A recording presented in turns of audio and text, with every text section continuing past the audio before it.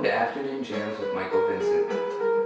This is episode 1 of my series, Intro to Improvising. And today I want to go over the major scale and discuss the huge importance it is to understanding this scale and to have it in your fingers in all positions of the neck. And the main reason I think that this is the most important piece of information is because everything is built off of the major scale in terms of later on when we get into more exotic scales or we get into different modes, which will be the next couple of lessons. Everything is derived from describing how it is and compared to the major scale, whether it's like a minor chord would be the flat third, or is it a major 7 versus a flat 7, and that wraps back to the major scale. So it's very important to get this into your system and then not have to think about it when you're playing later on. So I'm going to be going through the C major scale since there's no sharps or flats. It's the easiest one to remember all the notes and then kind of move up and down the neck with it and kind of remember positions.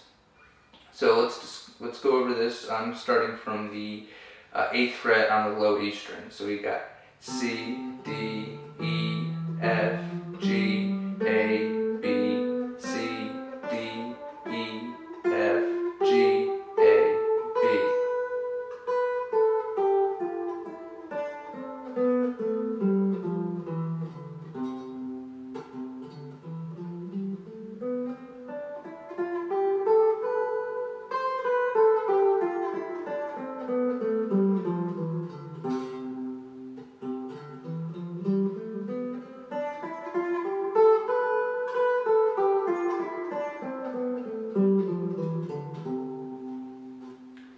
Now, there's all kinds of ways to practice this, but the first part that I think is important in getting a scale into your system is to learn the diatonic arpeggios for that. So for C major scale, that's going to be a C major 7, a D minor 7, an E minor 7, F major 7, G7, an A minor 7, B diminished, and that's the scale. So how you come up with these is chords are built off of stacking thirds. So basically you play a note, skip a note, and play a note, skip a note, play a note, skip a note, play. So we got, for C major 7, we do C, skip the D, E, skip the F, G, skip the A, B. So C, E, G, B.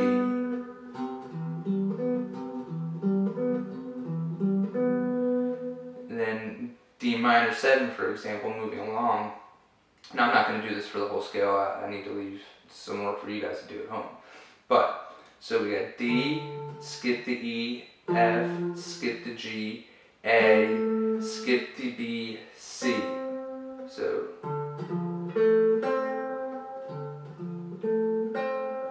C, F, A, C, excuse me, D, F, A, C.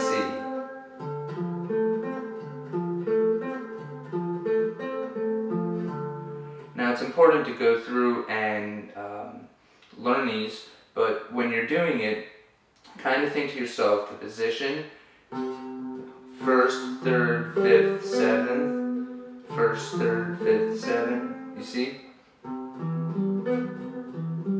But then go through and say the note names as you're going, because you want to know the interval that it is, but you also want to know the note name, because when you're building lines later on, you're going to be playing into another chord, and what's the third on one chord isn't going to be the same note for the third on the next chord, obviously. So C, E, G, B. And you're going to want to go through the whole thing. So.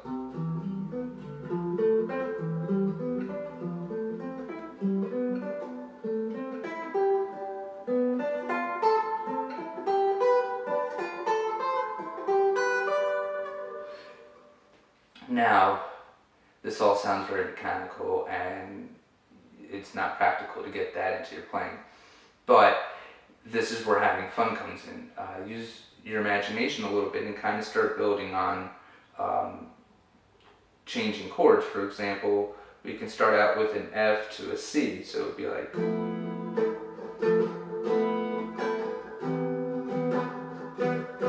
so that would be the chords, and you can go.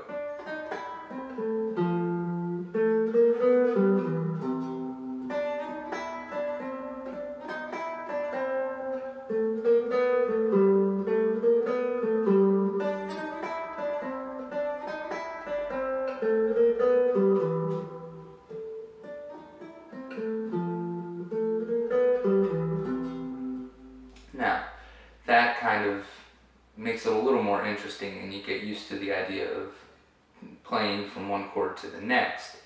And that's going to be very important come later on. Another thing that you can do to get it into your system is play like sequences, like see 1, 2, 3, 2.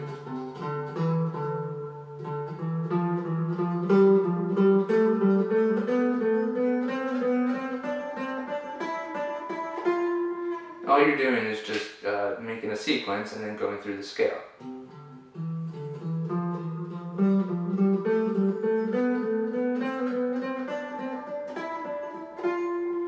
Or you can play thirds.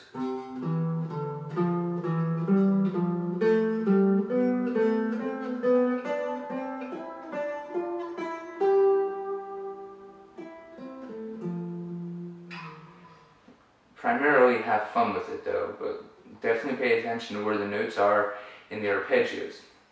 Now, another trick that you can do to make it sound a little more melodic and more interesting is start with the root of the arpeggio you're going to play, like for this example C, and do a half step below leading in. So it would be B to C, and then play the rest of the arpeggio. So.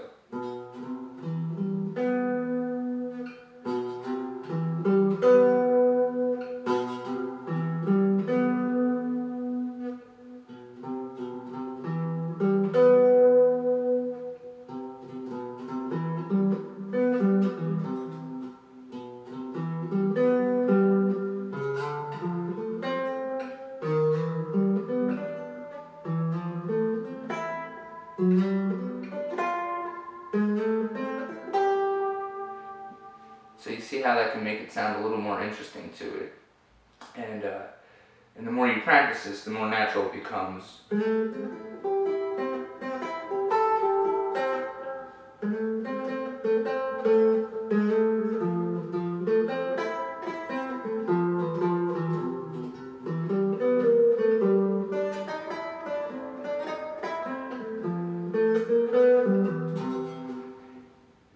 Have fun when you're practicing these things, because that's going to keep you interested and keep your mind focused. And the important part is to try to make music, try to start writing little lines to yourself. It's going to benefit yourself later on as you keep going.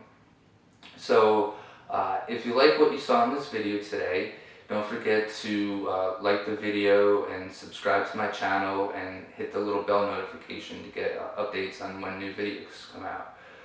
So for the next lesson, we're going to take a deep dive into the modes. Here the major scale actually is the first degree of the modes, and that's the Ionian mode. Next lesson, we're going to take a look at the Mixolydian mode, which is the 5th degree of the scale. So from a C, that would be a G, starting from a G. Now I'll go into exactly what that means, how to build that into your repertoire, and different techniques for how to remember where to go with it in the fretboard, and definitely keep it the listener wanting to hear more. So until next time, have a wonderful day.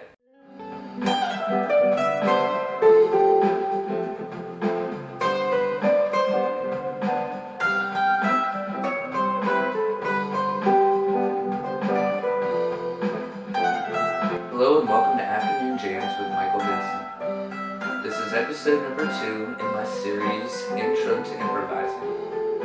In the first episode, I went over the major scale, which was the C scale, so C, D, E, F, G, A, B, C. And I briefly mentioned that that was important to get into your fingers because it's the building block to like how a lot of other scales are described. And I'm going to demonstrate exactly how that's the case in this episode. So today I'd like to discuss the Mixolydian mode. And that's the 5th degree of the major scale. So when you take a C scale, you got C, D, E, F, G. So today we're going to be talking about the G Mixolydian mode. And that sounds like this.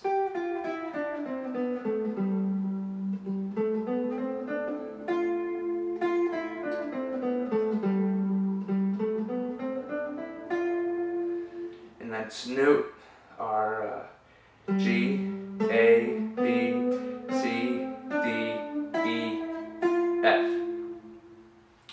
So the way you construct this is that you would take a G major scale and look to the 7th note. That would typically be an F sharp. So we're going to flatten that 1 degree, and that's going to go down to the F. So that's a half step. And that's where we get the scale from. So it sounds like this.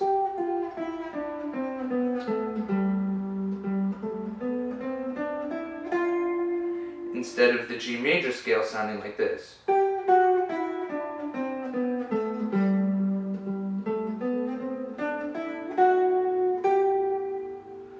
Mixolydian.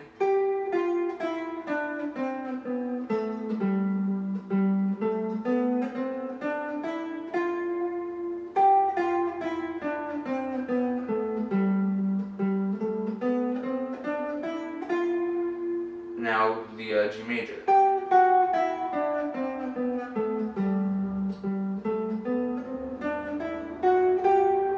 You hear how that half step makes a big difference in the way it sounds. So if you have been paying attention here, we got the notes of the C major scale.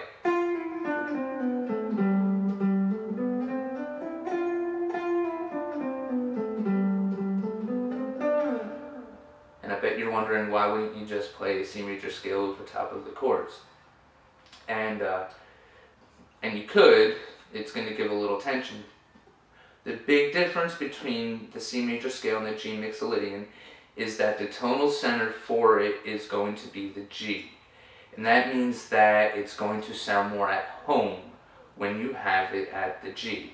So I've got like a little G, C, G, F mix here in my looper. I'm going to play the Mixolydian scale over top of that and show you.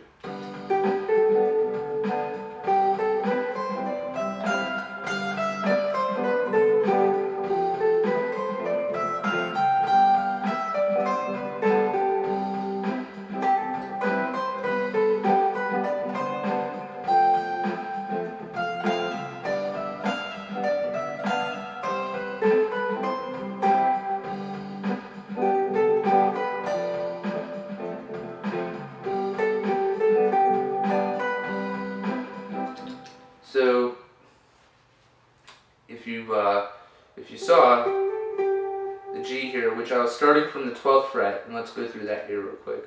So you got the G, A, B, C, D, E, F, G. We're climbing up the G string for 2 notes, G and A. The B string, we got B on the 12th fret, so B, half step to C, D. Then the E string, we got E, F, G.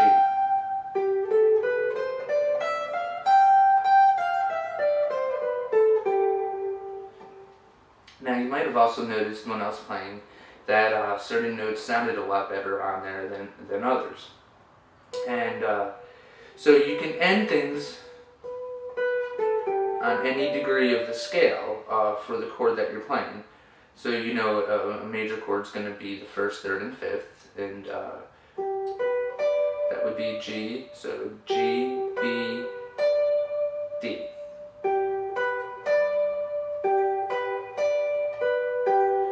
So those notes are going to naturally sound better in the Mixolydian mode, but you want the other notes to add a little tension and contrast to it so it doesn't get boring. Now, let's take a look at the G Mixolydian a little further. You want to go through the same kinds of exercises that I did with the major scale. So,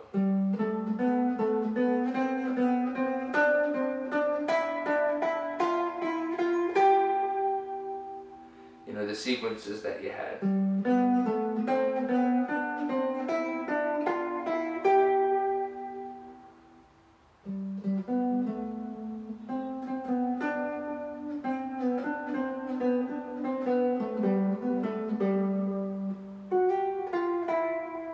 Now remember, you can do those half steps. Make it sound a little more melodic. See that here? You could also do that. That F sharp to F, that's adding a little tension. And if you want to add another step to it, you could go. So, and make it sound a little melodic. And that's just a pull off with my fingers ending on the E on the G string, so that's the 9th fret, and going up to the F sharp, same string, and then finishing back at the G.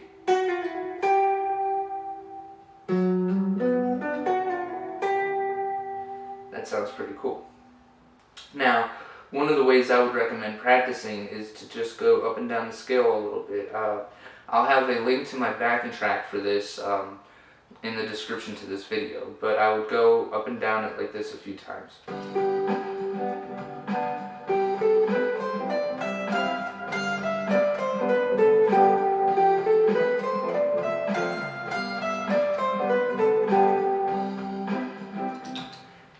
And so you get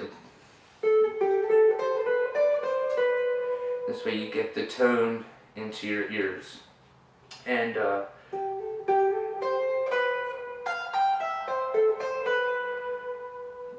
have some fun with it too when you're playing. Just go through the scale and kind of see which intervals work.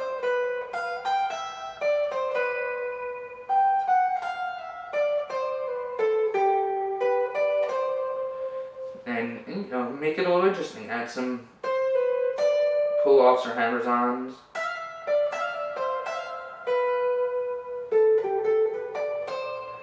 And the reason why I'm suggesting doing it this way is because it's improvising, and so you want to get used to having to think a little bit on your feet, and in the meantime you could be starting to write some of your own little licks. That's a good place to start. And see, that's starting on the F, hammer-ons on the G, and then pull off to the E. Then C, A, C, B. And hear how that sounds with the track.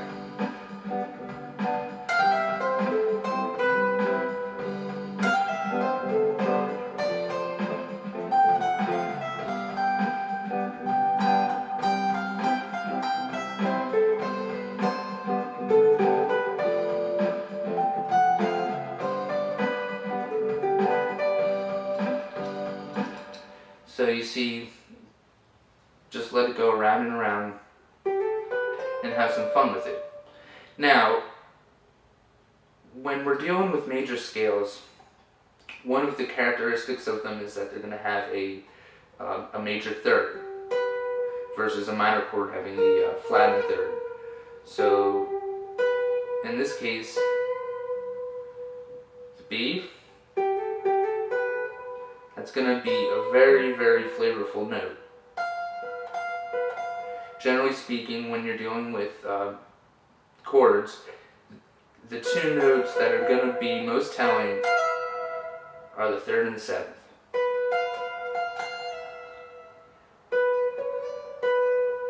And this adds a nice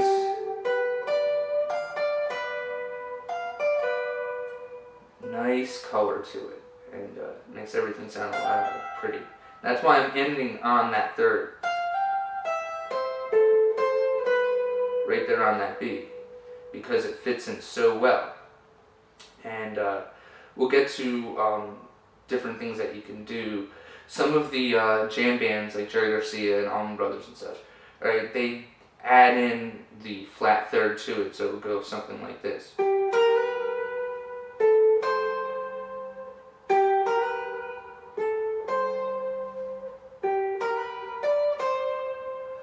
And it's just to add a little more tension.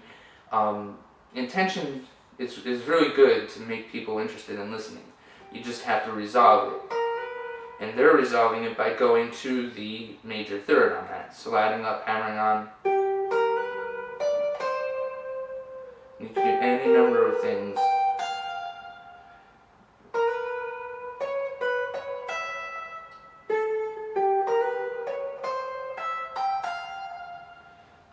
And make it sound interesting, have some fun, creating some lines, get used to playing. But the big thing is, and I can't stress this enough, play with a backing track or play with a metronome, play with something to keep time, because when you start playing with other musicians, that's going to be imperative, and this way you know where to start and end your licks and get it to end on target notes. So that's why I have the backing track, and like I said, I'll link it in the description so that you can play along with that. And for next episode, we're going to be discussing the Dorian mode, which is the second degree of the scale. If you like this video, please hit the like button, subscribe to my channel, and don't forget to hit the little bell notification so you get notified when I do more videos. Until next time, have a happy day.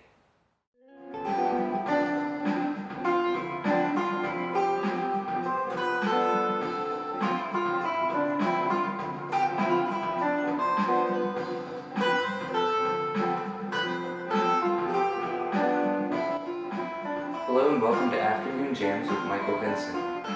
This is episode number 3 in my series, Intro to Improvising. In this episode, I want to go through the second degree of the major scale, and that would be the Dorian mode. That would be D for the C major scale, so D, E, F, G, A, B, C.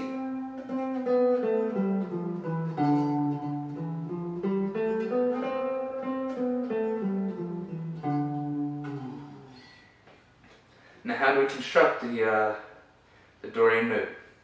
In the last episode, I was talking about what makes a chord minor, and that would be flattening a half step to the third degree, or the third note.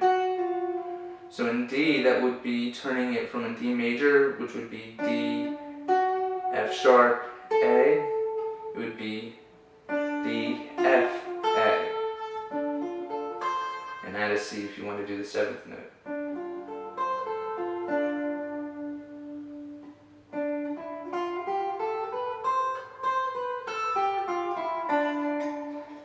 I would begin with a backing track or a metronome or a drum track that you have, and just kind of go up and down the scale a couple times, you know.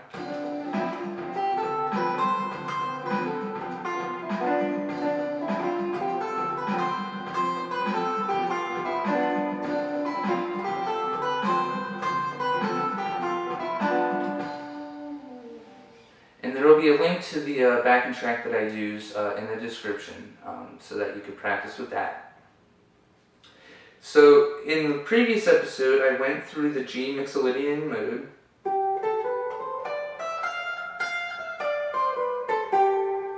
And we went through and discussed how that was constructed with flattening the 7th note. So in the G, it would be from the F sharp to F. The Mixolydian mode and the Dorian mode are very similar in terms of that 7th note is going to be the same. They're both flattened. And that's why you end on the C. So D, E, F, G, A, B, C. So that part's the same. The only real difference is now you're taking the 3rd note and flattening that also. And that's where, like I said, you get to the F. Next thing you might want to go is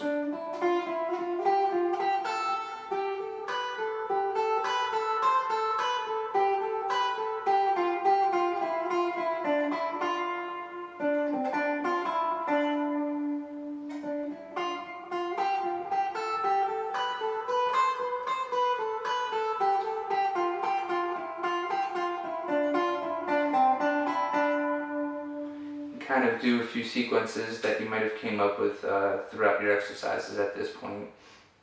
I know they were fun for me to play when I was warming up, when I was early on, because it really got my fingers loosened up. Doing stuff like that.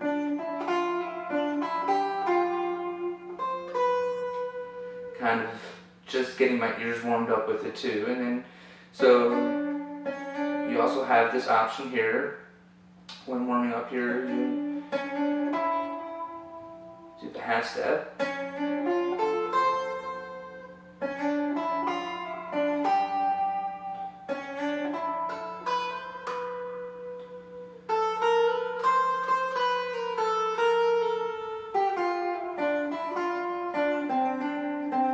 Remember, anytime you can add a little bit of tension to it, you're going to add a little bit of curiosity to the listener's ears and go, and it's not predictable, it's not boring, and keeps everyone on their toes, and it's fun.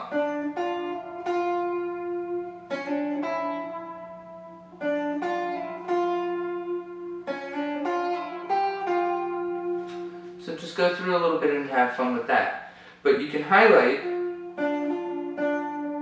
In this scale, it's cool to highlight the D, third, the E, and that C, the seventh.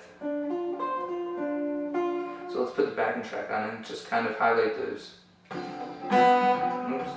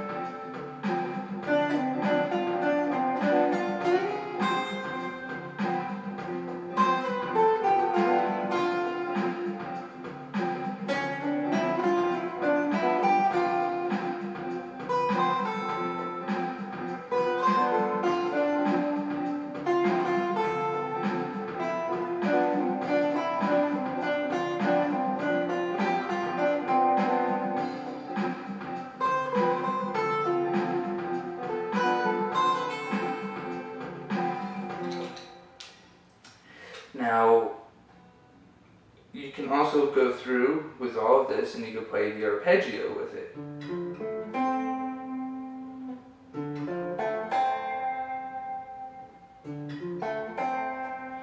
That could sound something like this.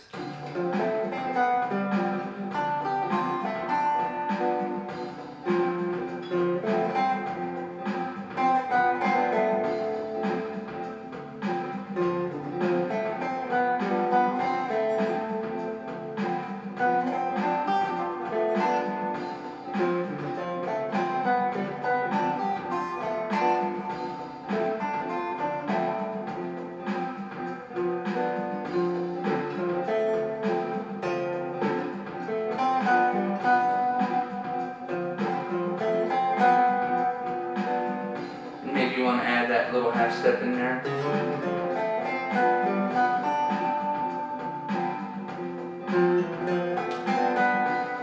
You can add that to the third too, like that.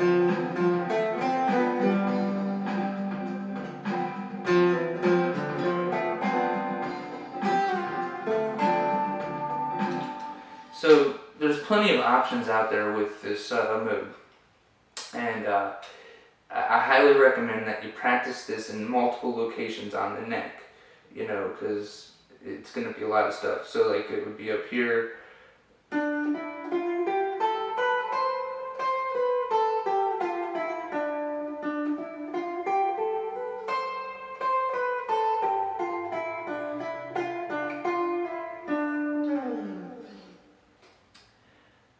So I mentioned a little earlier that the Dorian mode and the Mixolydian mode are a little similar because of that 7th note. And I had also previously mentioned in the last episode that it's common to add that flat third to third, like that half step. Remember that? Because of that tension, a lot of times people will play the Dorian mode in place of the Mixolydian.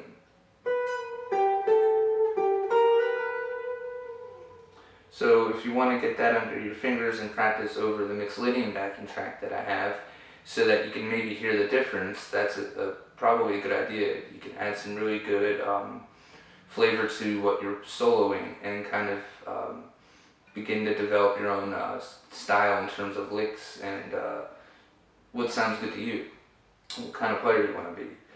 So the next episode we're going to go over a concept that's pretty heavy in jazz. It's a turnaround, the most familiar kind, the 2-5-1.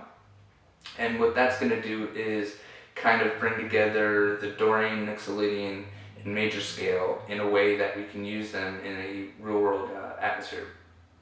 So if you like this video, go ahead and like it and subscribe to my channel, but don't forget to hit the little bell notification to get updates to all my videos when they come out. Until next time, I hope you have a wonderful day.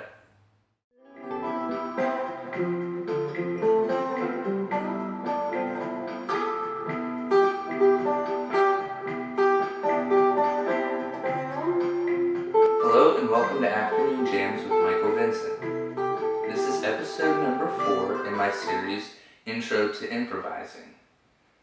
Up until this point, we've been discussing various positions of the scale and the modes that they make from that. So we've done the C major, G Mixolydian,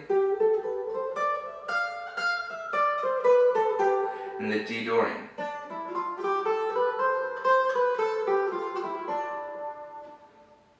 So on today's episode, I want to do something a little bit different.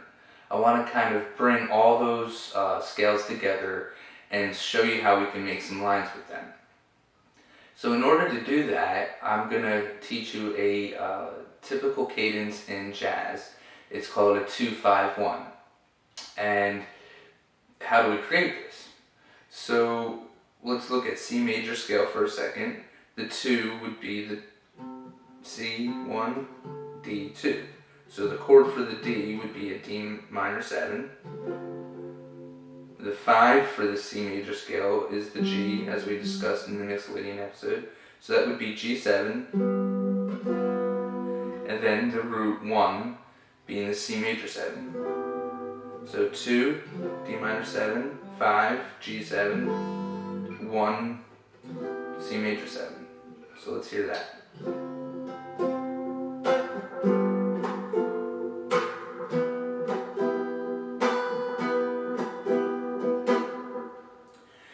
The reason that this works so well is because it creates motion. That G7 is the dominant, and it creates a little tension that's resolved on the C major 7, and it's kind of easy on the ears if you listen to it.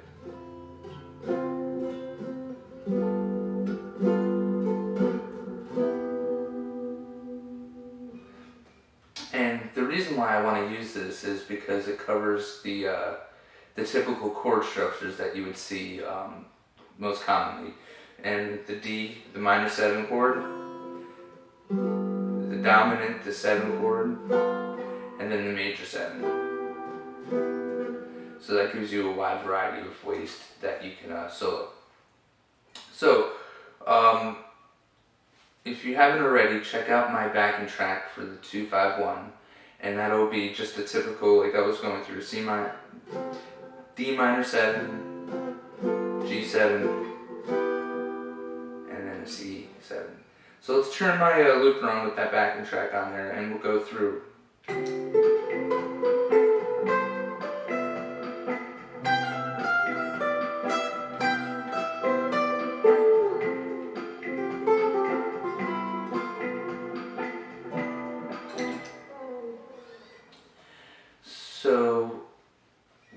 way that we could approach this is to find the scales on the neck. So it would be a D,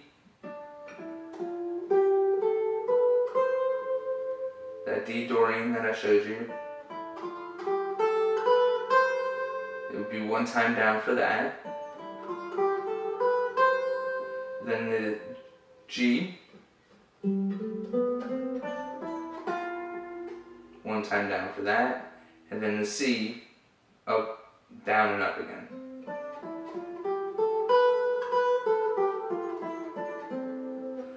Now I suggest figuring out these are scales in various points on the neck so that you can go up and down, and so you're not just limited to one spot. But what I would do is turn on the backing track and kind of play those scales along.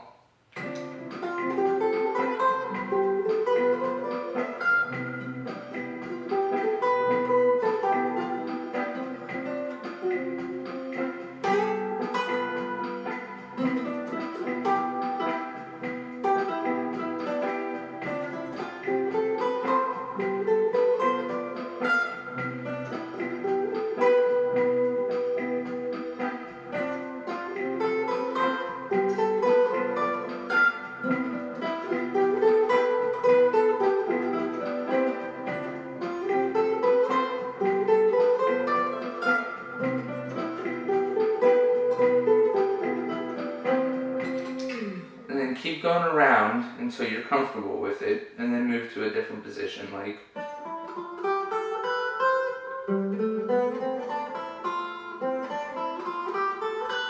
and play around with that up and down the neck and get that used to this. And so what we're going to be doing is trying to find the chord tones for each one of the chords, and to let the listener know that it's actually moving and the chord is actually changed. So I'm going to do this real slow without the backing track, but one way to kind of approach it is to do the arpeggio.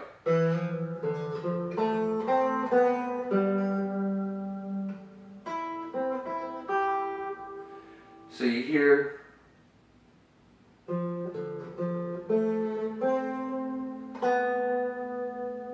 what's happening here is that's the C, so the 7 of the D minor 7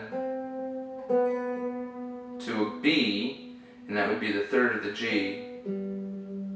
And since there's not a B on the arpeggio of the D minor 7, you kind of highlight that, and that lets the listener know that you've changed chords. And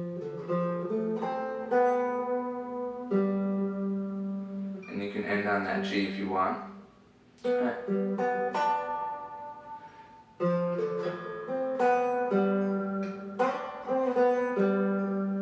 And then I was ending it, if you listen.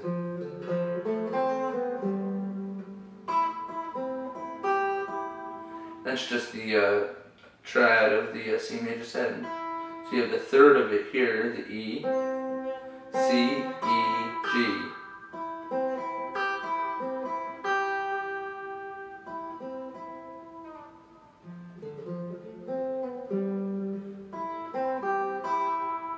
You hear that there?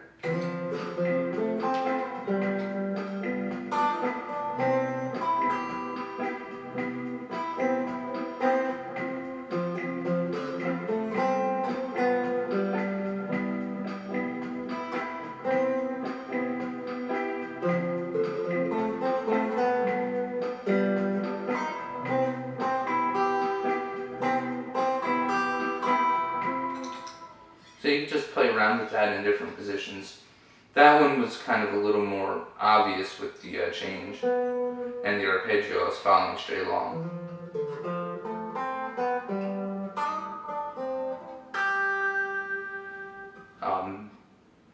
But you want to get that into your ears and know what the chord changes sound like. Because ultimately this is the goal, is to be able to improvise and then show the listener that there's forward motion with the solo, and it's not just, well, sometimes it'll be stagnant and then you'll want to use modes and stay into different, just single positions for a little while. and highlight different phrases. Which leads to the next point. When you're soloing, you're making a statement to the listener, whether it's in a live setting or on an album. You're speaking to them through your music. But imagine if you were actually speaking to them with your voice.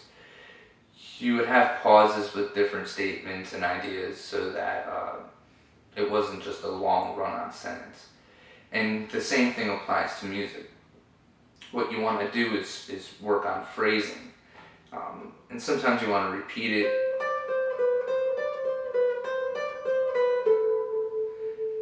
And then end on something that's different so that it's unique and it keeps the listener interested. And the reason why we're using stuff that's in repetition sometimes is because of that familiarity. And then you hear how that's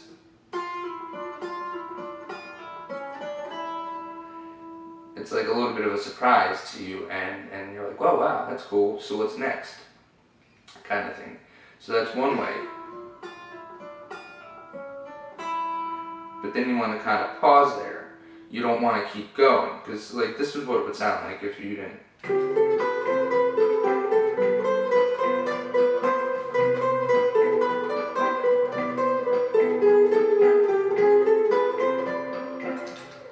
You don't want to sound like that, obviously. And that's just a run-on sentence. And I think that's the easiest way to put it.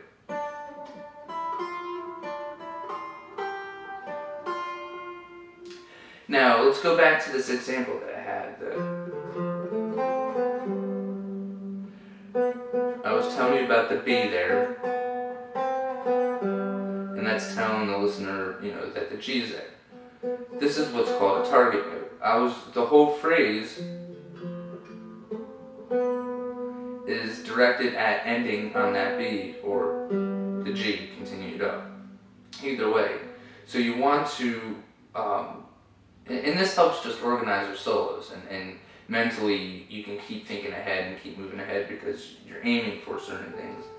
And the big notes that you'll want to keep in mind are going to be the 3 in the chord and the 7. That's going to tell a lot.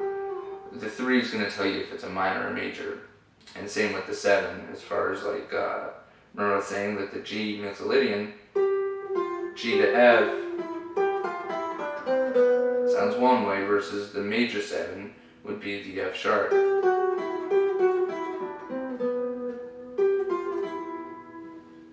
So that's why you kind of want to think of those.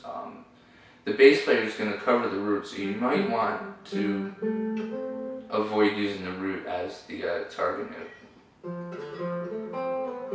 That's why I was targeting the B and not the G.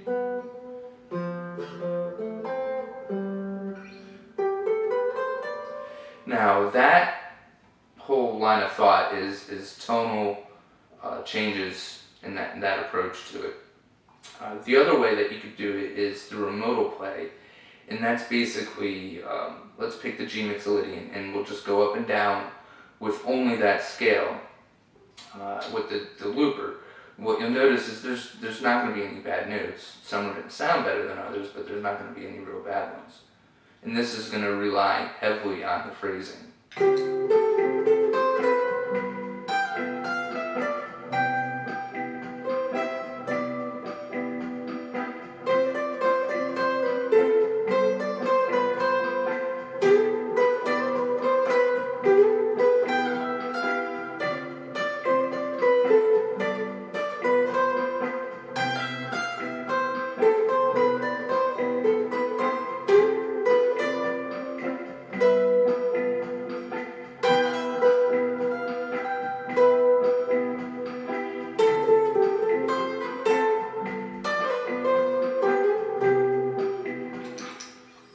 So you hear that there really wasn't any bad sounding notes, but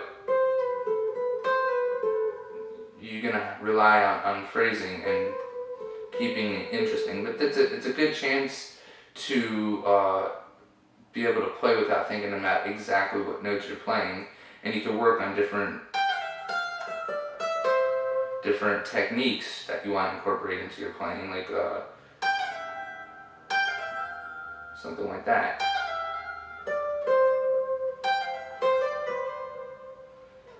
So it's a good opportunity for that, and learn this in all keys and in all positions on the neck.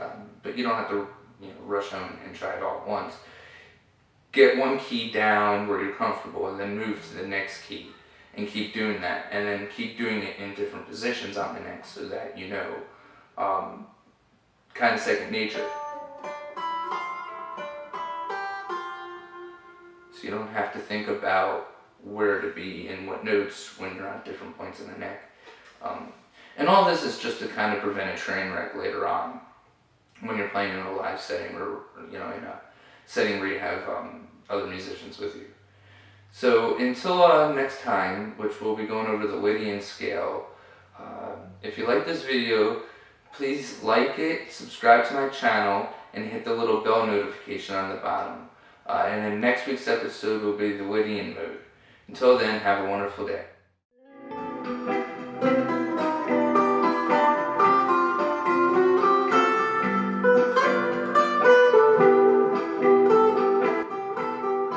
Hello and welcome to Afternoon Jams with Michael Vincent. This is episode number 5 in my series Intro to Improvising.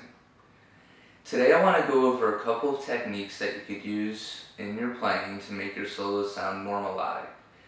These are things that professionals use when they're on stage and have to think very, very quick on their feet. So, the first one I want to go over is what's called a pivot. Sometimes I've heard it called octave displacement, and that's because you're going through 2 different octaves when playing a chord. So let's take a look at an arpeggio for a second. Let's look at the G7. So you got a G, B, D, F.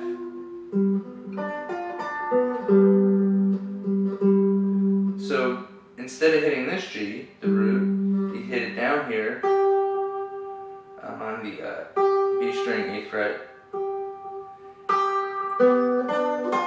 and then you finish the arpeggio an octave below.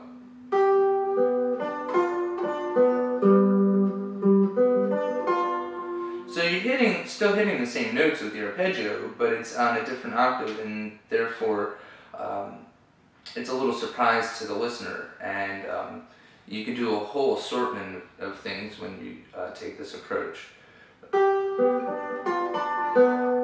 Now remember, you don't have to use just the one note down here. You can go.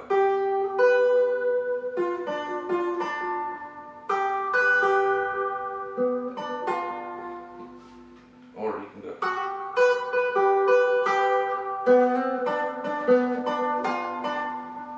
Something like that.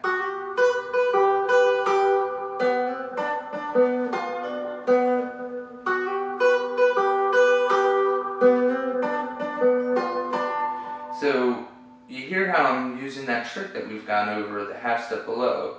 So I'm going F sharp to G, straight down to the B. But then I'm also picking up the B again here. See?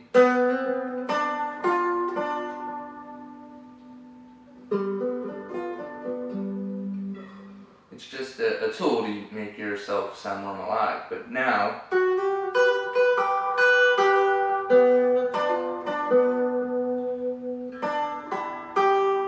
you hear I could change chords real easy. I went over to a C major, and in a 2-5-1, that would be an important step to take. So then you can go.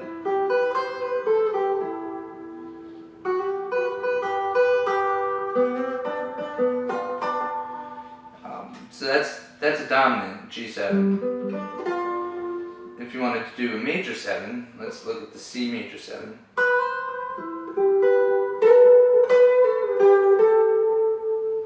So you'd go. You got C. Then I'm hitting the E on on the D string on the 14th fret, G on the 12th fret on the G string, and then the B on the B string 12th fret. So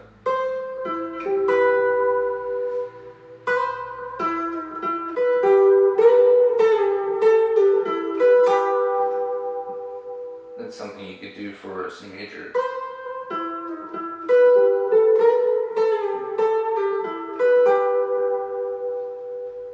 And then you could even go from the C here, different approaches. So let's look at a D minor 7.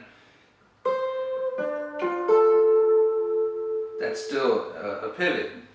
So you go in from the C on the 13th fret, B string, D string 12th fret, and then you go into the 10th fret on the G and B string, and you're hitting F, A.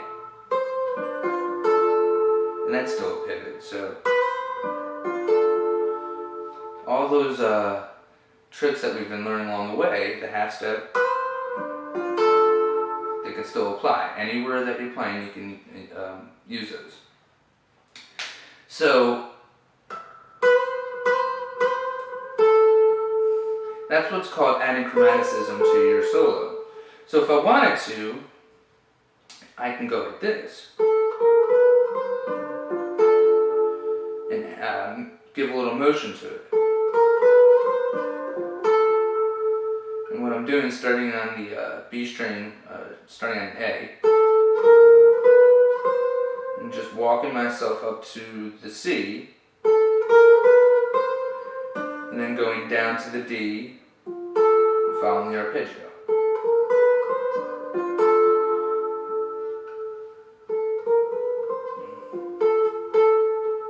And that's just chromatic notes that you're adding to it. They don't really follow the scale, but they give a little motion. They're going, a little higher, and then when I go lower, it's a contrast. So those notes are higher, lower, a little contrast, so it doesn't get boring. So now, what can we do with all this? Another common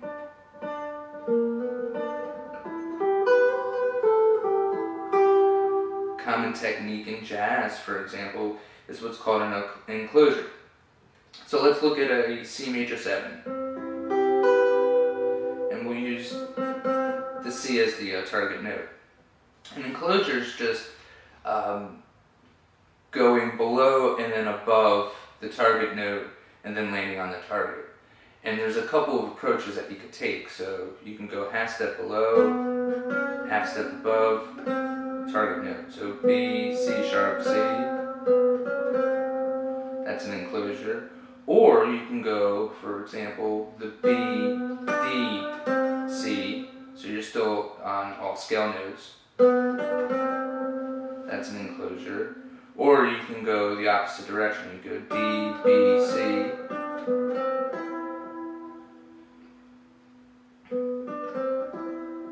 Now you don't want to do that through the entire solo, but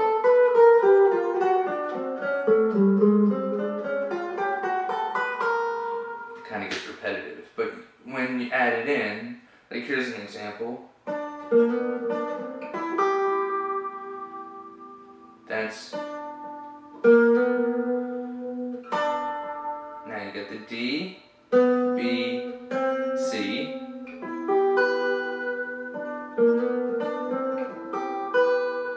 And this just adding a little motion to it.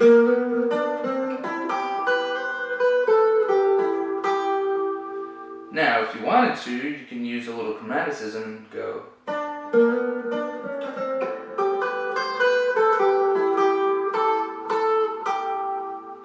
So that's the D, back to the D here, C sharp, C.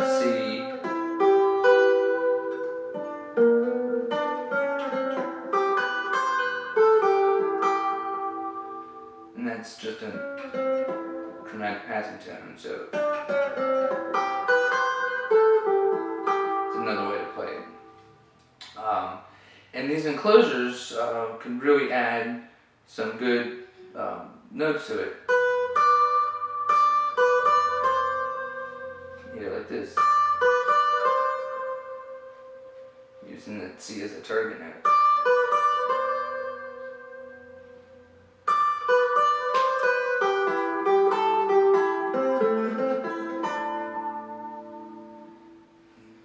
It's a cool little tool. It takes a little while to get used to. So one helpful tip is to go through the actual arpeggio. So let's look at like a C major 7 still.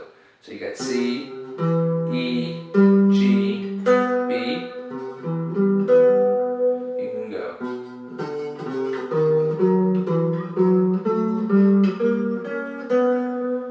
Do enclosures around the whole arpeggio.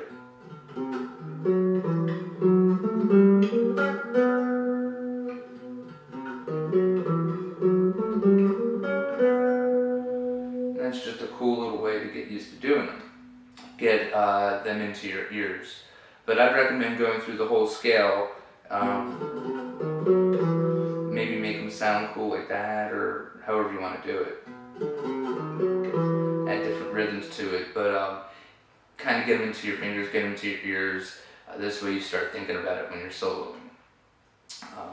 So here is another cool little pattern.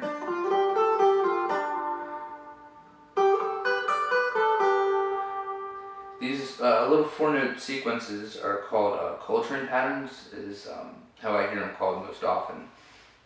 And they're just quick little, you've heard of the pentatonic scale, it's being 5 notes. This is just a 4-note sequence. Like that was a C major.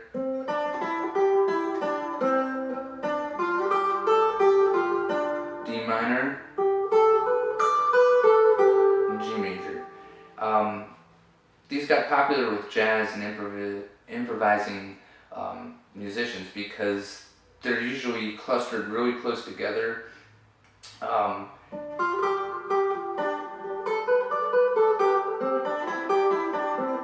And you can kind of just keep them going.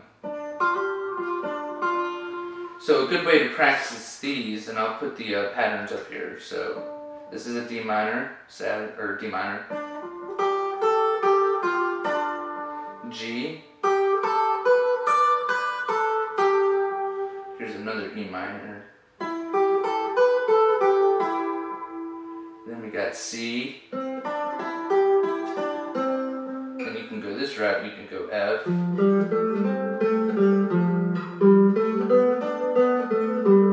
or an A minor. They're all over the place, and so let's turn on that 2-5-1 backing track, and I'll show you a good way to warm up with them. Is just go through the chords.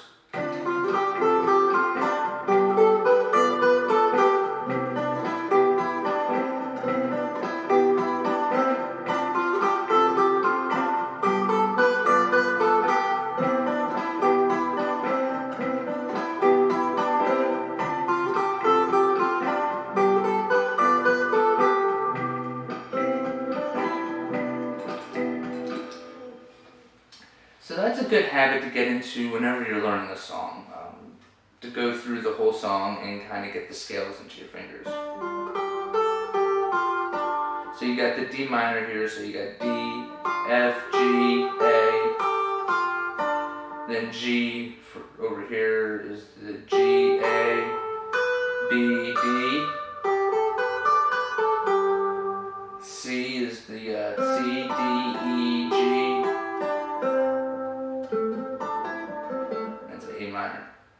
but a good habit is to go through all the chord changes and the scale that you're going to play over that chord, get that into your playing, get that into your fingers, and try to find ways to connect notes, otherwise known as voice leading.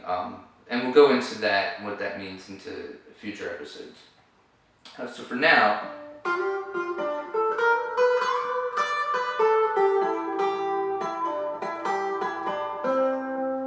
that would be a good 2-5-1.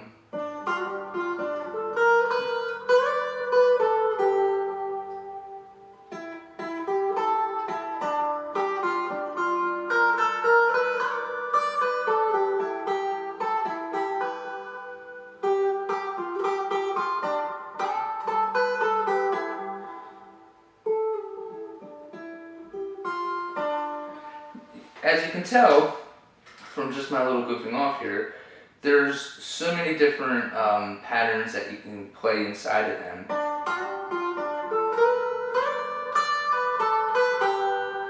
So have some fun with them. I'll have a PDF link in the description so that you can get these patterns and have the PDF for it and take a look at it so you can remember it.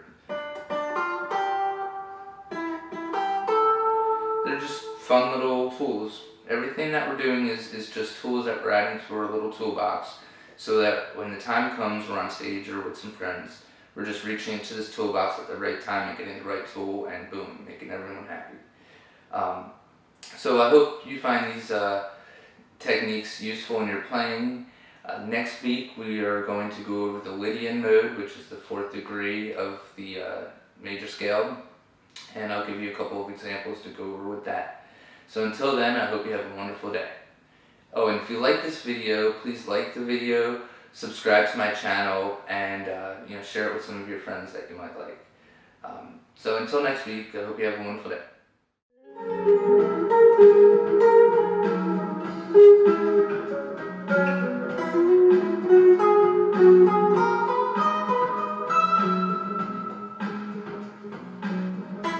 Hello and welcome to Afternoon Jams with Michael Vincent. This is episode number 6 in my series, Intro to Improvising. On today's episode, I would like to discuss the 4th degree of the major scale, the Lydian mode. So let's take a look at C Lydian for a second. C, D, E, F sharp, G, A, B, back to C. So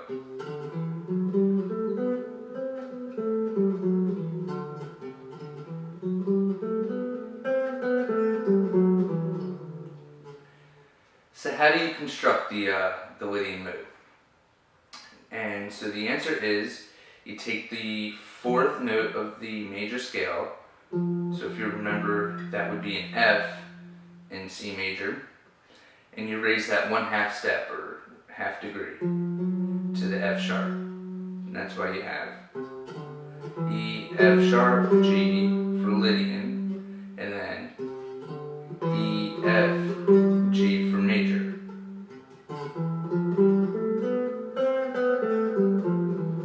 Major there. And now we'll do Lydian again.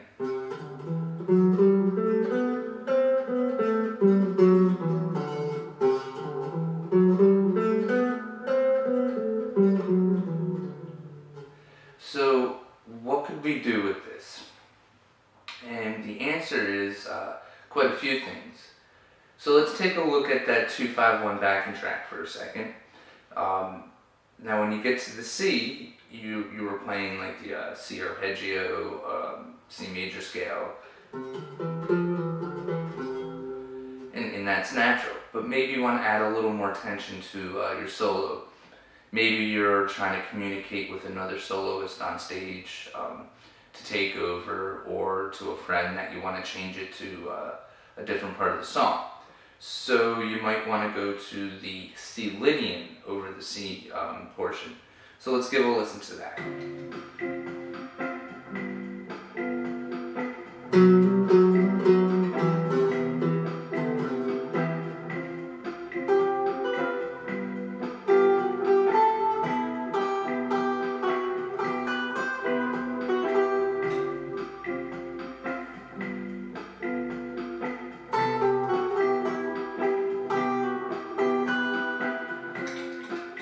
See how that adds a little bit of tension to it?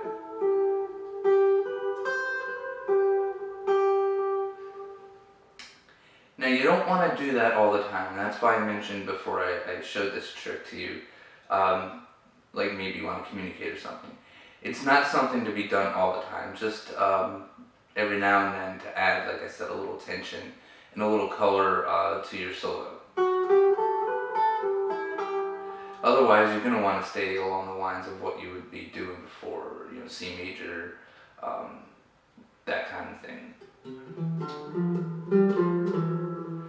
Now, Now another way we can use Lydian is, it's unique in one way that at least I think, because it's used to describe a chord. So anytime you would hear a chord description or chord name use the word Lydian, it's going to mean that it has the raised fourth note. So let's take a look at, like, say, E, for example. We have an E major 7.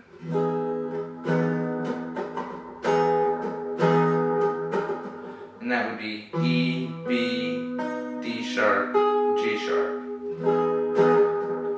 Now if we were to do a Lydian, E Lydian, now we have E, A sharp, D sharp, and G sharp.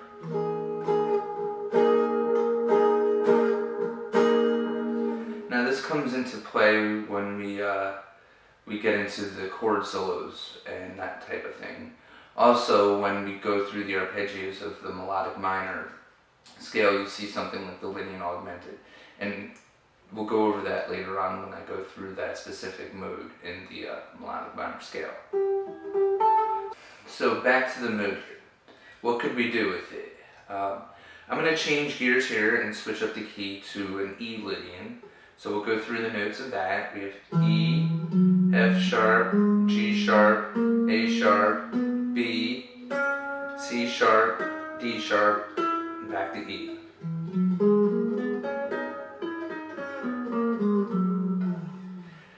The Lydian mode, I think it's a fun platform to kind of solo over in a modal way. And that's typically done when someone's comping, and that's kind of just running on a single chord for a long stretch of time. So I did a little loop here, and this is just a B6. So listen here.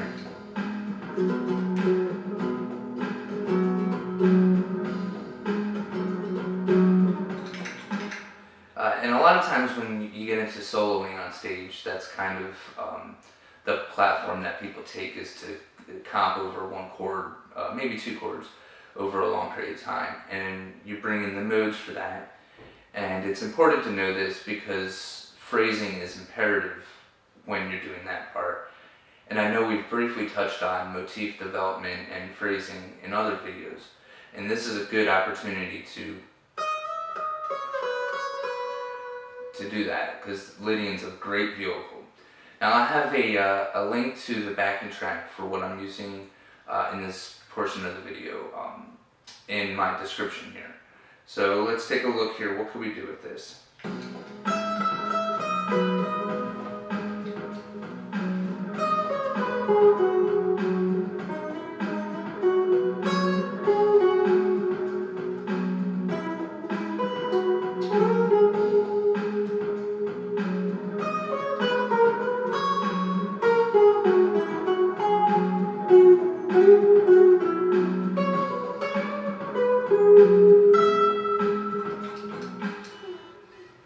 And you see how I was kind of going over it.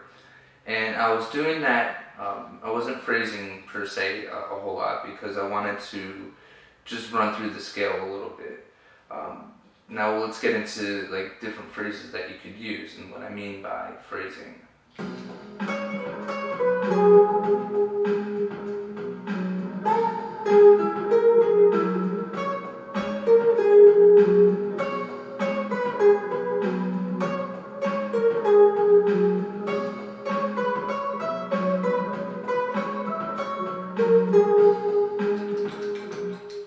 So you heard how I was kind of going back and forth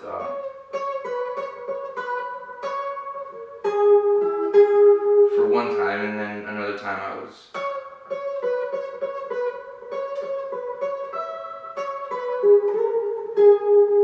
there's something along those lines. I forget exactly what I played there, but the point is I was building the motif.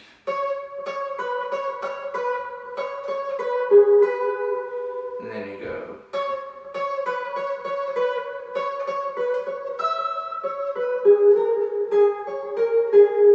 Or something along those lines, you finish in a unique way.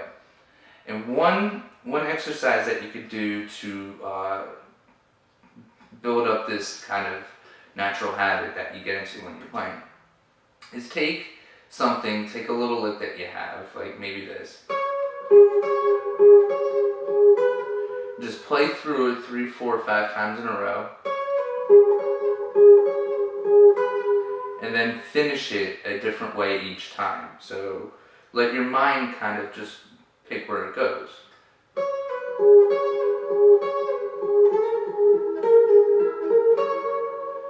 And then you kind of go, oh wow, that was pretty cool. And whenever you do that, the listener is going to be pretty much doing the same kind of thing. And so that's one way you can get phrasing and motif development into your system.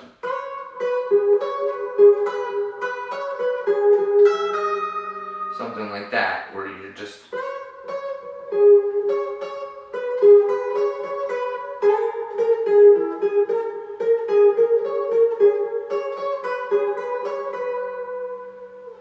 but you see here, when you're playing over a static chord for a long period of time, your lines can get a little longer. Just make sure you're breaking it up so it doesn't sound like a run-on sentence. So I'll have the PDF file for this episode in the description below, a link for it. And next week we're going to go over the Phrygian mode, which is the 3rd degree of the major scale, and all the different things that you could do with that. So if you like this video, please like the video, subscribe to my channel, and hit the little bell notification so you can keep up to date with all my latest episodes. Until next time, I hope you have a wonderful day.